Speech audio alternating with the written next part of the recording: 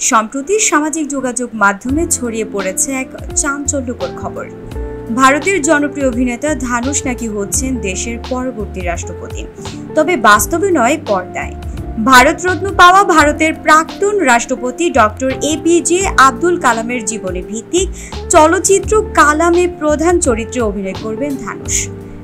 ৭৮তম কান চলচ্চিত্র উৎসবে আনুষ্ঠানিকভাবে সিনেমার নাম ঘোষণা করা হয়েছে। এটি পরিচালনা করবেন আদিপুরুষ ছবির নির্মাতা ওম রাউত।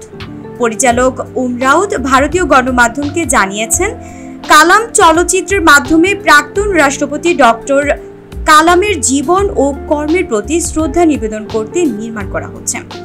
পরিচালক আরও বলেন, এই সিনেমাতে প্রাক্তন রাষ্ট্রপতির আদর্শ নতুন প্রজন্মের কাছে পৌঁছে দেওয়ার একটি প্রচেষ্টা মাত্র।